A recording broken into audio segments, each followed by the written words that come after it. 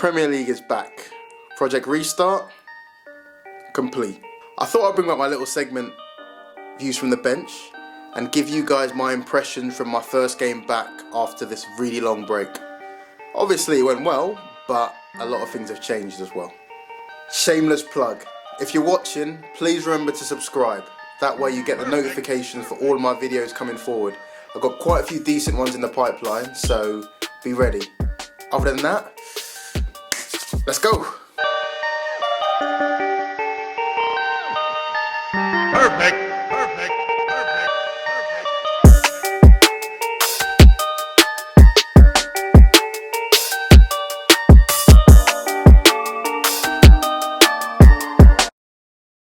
Message.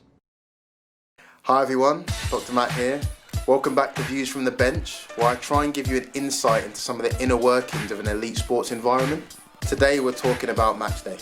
This weekend, the Premier League had its first full roll of fixtures, a point that many within the game at one point thought we would never get to.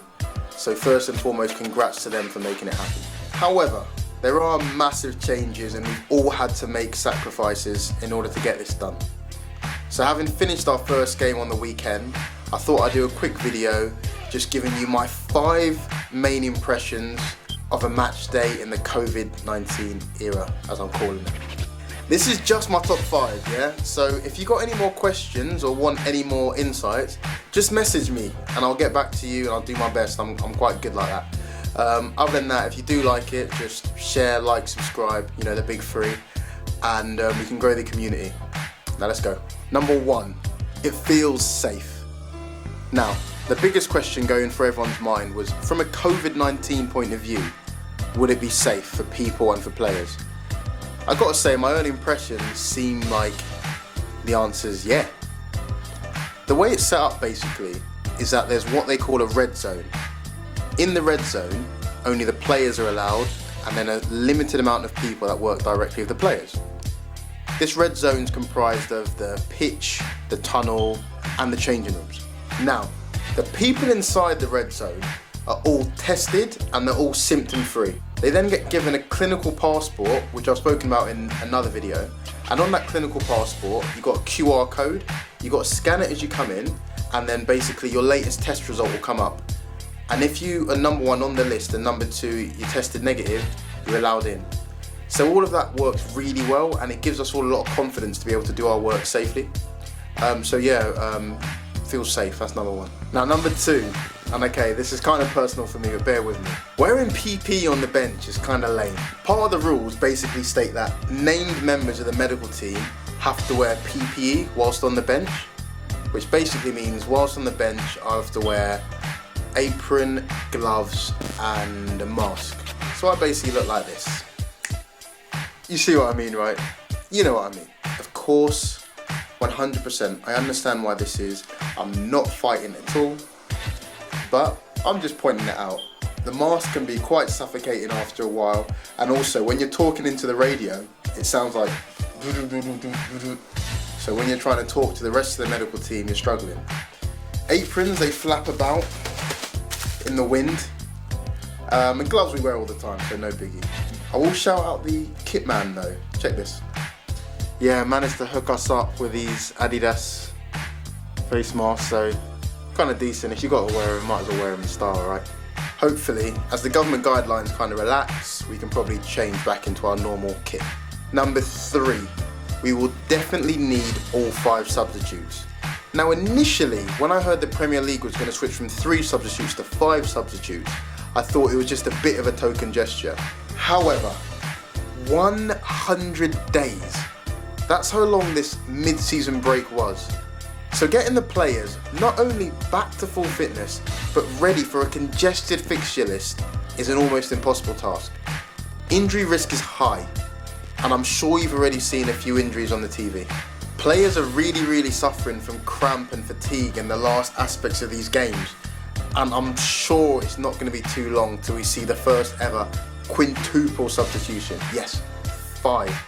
Quintuple substitution in Premier League history, so changing half your team.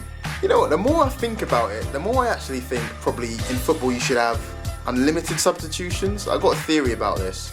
and it'll probably be the topic of another video, but yeah, I think probably unlimited substitutions could be a good move going forward. Number 3 links really closely with number 4, which is injuries could really determine the outcome of this season. Look at this little 9-game mini league, shall we call it. One thing that's actually struck me is it's a really short period of time. I think everything's supposed to be done by the end of July, so 5 weeks. What that means is that any little injury becomes a big injury. A small injury that could keep you out a week actually means you might miss 3 games. A moderate injury, a 3 to 4 weeker, might mean your season's over. I think as a fan, you need to be hoping and praying that your favourite player doesn't suffer some sort of injury, minor or major, because it could really affect your final standing in the league. The increased injury risk caused by number 1, the break, number 2, the congested fixture list. With the little amount of time that players have to recover and actually rehab from injuries, you can't tell me that injuries aren't going to play a bigger role in the outcome of the league than it would have normally. I think that's something that will really come to the fore in the last 3 or 4 games of the season, or when we start seeing some big injuries come through.